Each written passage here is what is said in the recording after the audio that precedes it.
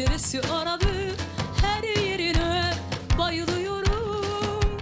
Yavrum baban nereli, nereden bu kaşın gözün temeli?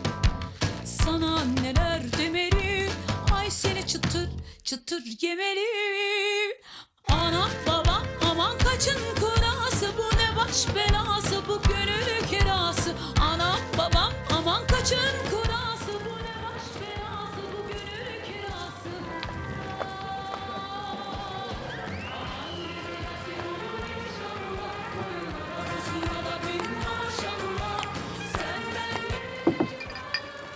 Üniversite yıllarını hatırlıyor musun abi?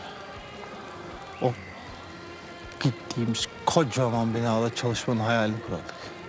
Ne bileyim böyle yalandan bir kariyer. Terfi peşinde koştuğumuz bir hayal. Boydan boya cam mekan ofisler. Plazaya yakın laf bir daire. 7/24 emrimize amade sekreterler. Hafta sonu böyle nasıl başardığımızı anlattığımız büyük sunumlar. Ben bir köşede bayılıyorum. Sen beni ayıltmaya çalışıyorsun falan.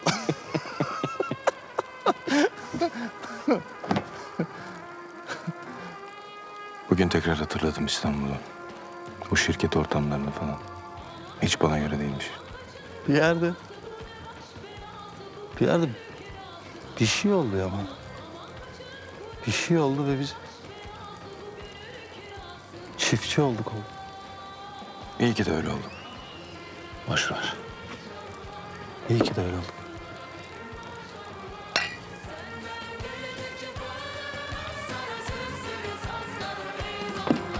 Aman bize nasip olur inşallah, uyumada pusula da bin maşallah. Senden gelecek bağlanamaz, sana sözlere san sana eyvallah.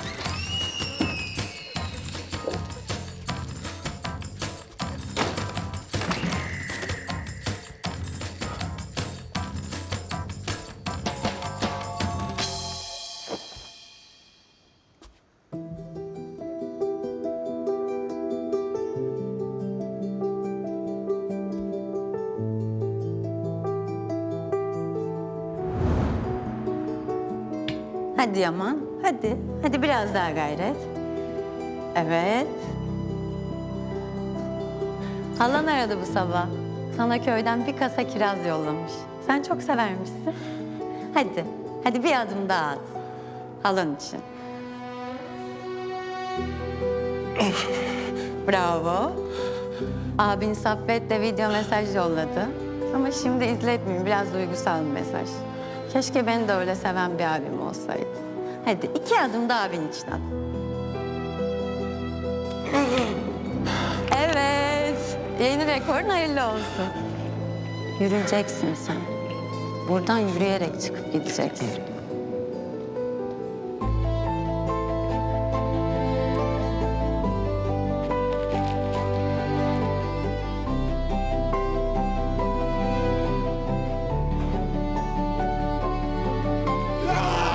Yardım edin! Yardım edin! Acil 307'ye! Yardım edin arkadaşlar!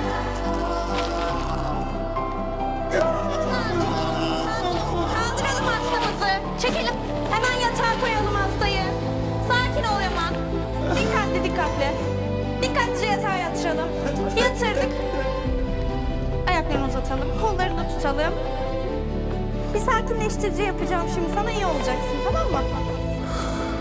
Nefes al ver.